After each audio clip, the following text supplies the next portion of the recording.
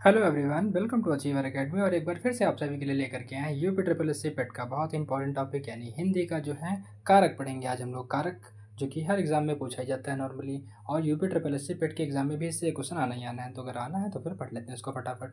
और अगर आप चैनल पर नए हो तो वीडियो को लाइक करिए और चैनल को सब्सक्राइब करना बिल्कुल ना भूलिए। और मैं आपको बताना चाहूँगा, इस चैनल पे हमने बहुत ही इंपॉर्टेंट टॉपिक कवर किए हैं, उन सभी को आप लोग एक बार जरूर देखिए जो कि यूपी ट्रिपल एस सी पेट के एग्जाम में बहुत ही इंपॉर्टेंट है। 5-5 मिनट की वीडियो एक बार जरूर देखिए, उससे आपके 4-5 नंबर एग्जाम में जरूर पड़ जाएंगे। ठीक है, तो चलिए बात करते हैं कारक की।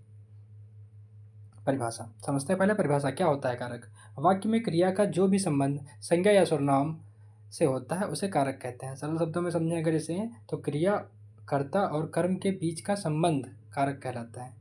क्रिया और कर्ता या फिर कर्म के बीच का संबंध ही कारक कहलाता है। तो ये हो गया डेफिनेशन। अब समझते हैं इसके टाइप कितने होते हैं, यानी कारक के कितने प्रकार होते हैं और उनकी विभक्तियाँ क्या होती हैं। तो कारक के मुख्यतः 8 प्रकार होते हैं, उनकी विभक्तियों के बारे में पढ़ते हैं हम लोग। देखिए, कर्ता कारक की विभक्ति कौन सी हो जाती है? ने। कर्म कारक की विभक्ति हो जाएगी को, और करण कारक की विभक्ति हो जाएगी से द्वारा, और संप्रदान कारक की विभक्ति होगी को या फिर के लिए। क्लियर हुआ यहाँ पर? आगे चलते हैं। अपादान कारक की बात करते हैं। यहाँ पर होगा अपादान कारक में से या फिर से अलग, यानी कि जहाँ पर अलगाव का सेंस होता है वहाँ पर अपादान कारक की विभक्तियाँ लगती हैं। संबंध कारक का, की, के, और अधिकरण कारक में पर या फिर ऊपर, और संबंध कारक में हो जाता है हे, अरे और ओ। तो ये थे कारक के प्रकार और उनकी विभक्तियाँ। आगे समझते हैं इनको, बारी बारी समझते हैं, डिकोड करते हैं इनको। तो पहला है हमारा कर्ता कारक। कर्ता कारक क्या होता है? तो जो किसी कार्य को कर्ता या क्रिया के करता हुआ प्रकट होता है उसे कर्ता कारक कहते हैं। विभक्ति चिन्ह क्या होता है इनका? ने। एग्जाम्पल समझते हैं, बिल्कुल क्लियर हो जाएगा। देखिए, यहाँ पर उदाहरण दिए गए हैं। राम ने खाना खाया। किसने खाया? राम ने खाया, तो राम हो गए कर्ता। बच्चों ने खेला। किसने खेला? बच्चों ने खेला। आगे देखते हैं। सीता ने गाना गाया। किसने गाना गाया? सीता ने गाना गाया। अध्यापक ने पढ़ाया। किसने पढ़ाया? अध्यापक ने। तो ये थे कर्ता कारक के उदाहरण। आगे चलते हैं नेक्स्ट वाला।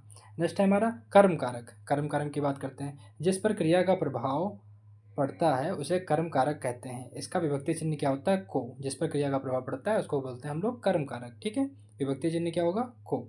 आगे चलते हैं। उदाहरण देखिए। राम ने मोहन को बुलाया। किसको बुलाया? मोहन को। शिक्षक ने छात्रों को पढ़ाया। किसको पढ़ाया? छात्रों को। माँ ने बेटे को कहानी सुनाई। बच्चों ने चोर को पकड़ा सॉरी। ठीक है, तो यहाँ तक क्लियर हो गया आपका कर्म कारक क्या होता है और कर्ता कारक क्या होता है। आगे चलते हैं। अब देखते हैं तीसरा वाला, यानी कि करण कारक। जिसके माध्यम से कोई कार्य संपन्न होता है उसे करण कारक कहते हैं। फिर से समझ लीजिए एक बार। जिसके माध्यम से कोई कार्य संपन्न होता है उसे क्या कहते हैं? करण कारक कहते हैं। इनका विभक्ति चिन्ह क्या होता है? से या फिर द्वारा। से या फिर द्वारा। ठीक है, चलिए अब देख लेते हैं करण कारक के उदाहरण। तो पहला है हमारा, उसने कलम से पत्र लिखा। किसने लिखा? उसने लिखा। किससे लिखा? कलम से लिखा, तो कलम से पत्र लिखा। खेत हल से जोता जाता है। किससे जोता जाता है? हल से जोता जाता है। लड़के ने गेंद से शीशा तोड़ा। किसने तोड़ा? लड़के ने। किससे तोड़ा? गेंद से तोड़ा। और चौथा हो जाएगा, बिजली से बल्ब जलता है। तो इन सभी में करण कारक है। ठीक है, आगे चलते हैं, अगला वाला पढ़ते हैं। संप्रदान कारक की बात करते हैं। जिसके लिए कार्य किया जाता है या जिससे कुछ दिया जाता है उसे संप्रदान कारक कहते हैं। ध्यान से पढ़िएगा इसे। जिसके लिए कार्य किया जाता है या फिर जिससे कुछ दिया जाता है उसे क्या कहते हैं? संप्रदान कारक कहते हैं। इनके विभक्ति चिन्ह कौन से हो जाएंगे? के हो जाएगा, को हो जाएगा, तो ये सब इनके विभक्ति चिन्ह हो जाएंगे। ठीक है, देखते हैं। मैंने भाई को उपहार दिया। क्या दिया? भाई को उपहार दिया। तो यहाँ पर कौन सा कारण हो जाएगा? यहाँ पर हो जाएगा हमारा संप्रदान कारक। आगे देखते हैं दूसरा एग्जाम्पल। यह किताब बच्चों के लिए है। किसके लिए है? बच्चों के लिए है, तो यहाँ पर हो जाएगा संप्रदान कारक। अध्यापक ने छात्रों को क्या दिया? पुरस्कार दिया। दादी ने पोते को कहानी सुनाई। किसको सुनाई? पोते को। तो इन सभी जगह पर क्या हो जाएगा? संप्रदान कारक। आगे चलते हैं, पांचवा देखते हैं, अपादान कारक। जिससे अलग होने का बोध हो उसे अपादान कारक कहते हैं। इनके विभक्ति चिन्ह कौन कौन से होते हैं? से हो जाएगा, में से हो जाएगा, या फिर अलग हो जाएगा। अलग होने का बोध हो, वहाँ पर ध्यान रखिएगा। ठीक है, आगे चलते हैं, उदाहरण देखते हैं इनके। वह गांव से शहर गया। कहाँ गया? गांव से शहर गया, यानी गांव से अलग होकर के कहाँ गया? शहर में। अलगाव का सेंस आया, तो यहाँ पर क्या हो जाएगा? अपादान कारक। आगे देखते हैं। पानी से दूध अलग हो गया। क्या हुआ? पानी से दूध अलग। लड़का कुर्सी से गिरा। कुर्सी से अलग होकर के गिरा। ठीक है, और राम ने आम टोकरी से निकाला, यानी कि राम ने कहाँ से निकाला? टोकरी से। आम को कहाँ से निकाला? टोकरी से। अलग किया ना टोकरी से आम को, तो यहाँ पर भी हो जाएगा अपादान कारक। आगे चलते हैं। संबंध कारक। संबंध कारक में जब किसी वस्तु का दूसरे से संबंध व्यक्त हो, सिंपल सी बात, संबंध की बात करें तो क्या होगा? संबंध ही व्यक्त करेगा, उसे संबंध कारक कहते हैं। तो पहला इसका विभक्ति चिन्ह है का, की, के। का, की, के, ध्यान रहेगा। तो देखते हैं उदाहरण देखते हैं इनके। यह किताब मोहन की है, किसकी है? मोहन की है। संबंध बता रहा है कि यह किताब किसकी है? मोहन की है। गीता राम का मित्र है, गीता क्या है? राम की मित्र, ठीक है। यह बच्चे अध्यापक के हैं, किसके हैं? अध्यापक के हैं। यह मकान मेरे पिता का है, किसका है? मेरे पिता का है। तो इन सभी जगहों पर क्लियर हो गया होगा आपको। आगे चलते हैं। अधिकरण कारक, जिसमें कार्य होता है या जिस स्थान समय का बोध होता है, जिसमें कार्य होता है या फिर जिससे क्या होता है? समय स्थान का बोध होता है, उसे अधिकरण कारक कहते हैं। इनकी विभक्तियां कौन कौन सी होती हैं? में होता है, पर होता है, के ऊपर होता है। तो में, पर और के ऊपर। उदाहरण देखते हैं पर क्लियर हो जाएगा। अधिकरण कारक के उदाहरण है यहाँ पर। वह कक्षा कहाँ बैठा है? कक्षा में बैठा है। किताब मेज पर रखी हुई है। मोहन कुर्सी पर बैठा हुआ है। या फिर फूल बगीचे में खिल रहे हैं। तो में, पर, ये सब जहाँ पर आएंगे ऊपर, वहाँ पर आपका कौन सा हो जाएगा? अधिकरण कारक हो जाएगा आपका, ठीक है। आगे चलते हैं। लास्ट वाला है संबोधन कारक। किसी को पुकारने या फिर संबोधित करने के लिए प्रयुक्त संबोधक कारक कहलाता है। तो इसके चिन्ह कौन कौन से हो जाएंगे? हे हो जाएगा, अरे हो जाएगा, ओ हो जाएगा। तो इन सभी का यूज़ करके हम लोग संबोधक कारक को व्यक्त करते हैं। तो चलिए उदाहरण देखते हैं इनका। जैसे हे राम मेरी बात सुनो। हे राम संबोधन हो रहा है ना। ओ मित्र यहाँ आओ। कौन आओ? ओ मित्र। अरे भैया रुक जाओ, अरे भैया। ओ बच्चों ध्यान दो। तो यहाँ सब जगह क्या हो जाएगा? संबोधन कारक। तो ये थे हमारे 8 कारक और उनके टाइप्स के हमने डिटेल में पढ़ लिया है। अब कुछ क्वेश्चंस करते हैं और एग्जांपल समझते हैं। अगर आप अभी तक चैनल पे बने हुए हैं तो वीडियो को लाइक करिए और चैनल को सब्सक्राइब करना बिल्कुल ना भूलिए। वीडियो पसंद आया तो उसको शेयर भी करिए। चलिए देखते हैं। हाँ, तो पहला है राम ने खाना खाया। वाक्य में राम कौन सा कारक है? बताइए राम कौन सा कारक हो जाएगा? कर्म कारक, कर्ता कारक, करण कारक या फिर संबंध कारक? बताइए किसने खाना खाया? राम ने। तो क्या हो जाएगा? कर्ता कारक हो जाएगा, यानी option number B is correct. आगे चलते हैं। क्वेश्चन नंबर 2 की बात करते हैं।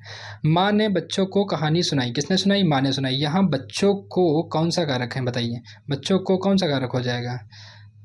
संप्रदान कारक होगा या फिर कर्म कारक होगा, करण कारक होगा या अधिकरण कारक होगा? बताइए सही आंसर हो जाएगा इसका ऑप्शन नंबर ए। किसको सुनाई? बच्चों को सुनाई। तो यहाँ पर हो जाएगा संप्रदान कारक। आगे चलते हैं। थर्ड वाला, राम ने मोहन को बुलाया। यहाँ मोहन कौन सा कारक है? बताइए संबंध कारक है, कर्म कारक है, अपादान कारक है या फिर अधिकरण कारक है? तो इसका हो जाएगा ऑप्शन नंबर बी, यानी कि कर्म कारक है। मोहन यहाँ पर क्या है? कर्म कारक। आगे चलते हैं। उसने कलम से पत्र लिखा। यहाँ कलम से कौन सा कारक है? बताइए कलम से, किससे? से। तो करण कारक, संप्रदान कारक, अधिकरण कारक या फिर संबोधक कारक? तो आपको ध्यान होगा जिससे काम कंप्लीट होता है तो उसको क्या बोलते हैं? करण कारक। तो option number A is correct answer. आगे चलते हैं क्वेश्चन नंबर 5 की ओर। वह गांव से शहर गया। गांव से कौन सा कारक है? बताइए गांव से में कौन सा कारक होगा? संबंध कारक होगा, अपादान कारक होगा, कर्म कारक होगा या फिर कर्ता कारक होगा? कहाँ सही है? देखिए गांव से शहर गया यानी अलग हो रहा है। जहाँ पर अलगाव का सेंस होता है वहाँ पर क्या आता है? अपादान कारक, यानी option number B is correct. आगे चलते हैं 6 वाला। यह किताब मोहन की है। बताइए मोहन की कौन सा कारक हो जाएगा? मोहन की में कौन सा कारक होगा? कर्म कारक, अधिकरण कारक, संबंध कारक या फिर संप्रदान कारक? बताइए सही आंसर कौन सा हो जाएगा इसका? किसकी किताब है? मोहन की है। तो यहाँ पर क्या बता रहा है? संबंध बता रहा, तो ये हो जाएगा संबंध कारक। ठीक है, आगे चलते हैं क्वेश्चन नंबर 7 की ओर। लड़का कक्षा में बैठा है। यहाँ कक्षा में कौन सा कारक है? बताइए कक्षा में कौन सा कारक हो जाएगा? लड़का कहाँ बैठा है? कक्षा में बैठा है। तो इसमें कौन सा होगा? अधिकरण कारक होगा, करण कारक होगा, कर्म कारक होगा या फिर अपादान कारक होगा? बताइए इसका सही आंसर हो जाएगा हमारा अधिकरण कारक। ठीक है, आगे चलते हैं क्वेश्चन नंबर 8 की ओर। हे राम अरे मेरी बात सुनो। यहाँ पर क्या हो रहा है? संबोधन हो रहा, तो सिंपल सी बात हो जाएगा संबोधन कारक हो जाएगा। अब क्वेश्चन नंबर 9 की ओर चलते हैं। शिक्षक ने छात्रों को पुरस्कार दिया। बताइए किसने दिया? शिक्षक ने दिया। किसको दिया? छात्रों को दिया पुरस्कार। तो यहाँ पर पुरस्कार कौन सा कारक हो जाएगा? कर्म कारक, करण कारक, संप्रदान कारक या फिर संबंध कारक? तो इसका सही आंसर हो जाएगा कर्म कारक, यानी कि ऑप्शन नंबर ए वाला। आगे चलते हैं क्वेश्चन नंबर 10। राम ने भाई को किताब दी। राम ने किसको दी? भाई को दी। क्या दी? किताब दी। किताब में कौन सा कारक है? करण कारक है, कर्म कारक है, अधिकरण कारक है या फिर अपादान कारक है? तो इसमें हो जाएगा कर्म कारक। किसने दी? राम ने दी। किसके बारे में पूछा जा रहा है? किताब के बारे में पूछा जा रहा है। ठीक है, तो किताब यहाँ पर कौन सा कारक हो जाएगा? कर्म कारक हो जाएगा। तो ये थे हमारे कारक को कंप्लीट कर लिया हमने। इसको 1-2 बार और देख लीजिएगा, क्लियर हो जाएगा आपका। ठीक है, मेन ध्यान रखना होगा आपको विभक्तियों का। ठीक, वीडियो पसंद आई हो तो लाइक करिए और चैनल को सब्सक्राइब करना बिल्कुल ना भूलिए। अदर वीडियोज़ को भी देख लीजिए, वो बहुत हेल्पफुल रहेंगे आपके लिए। Thank you.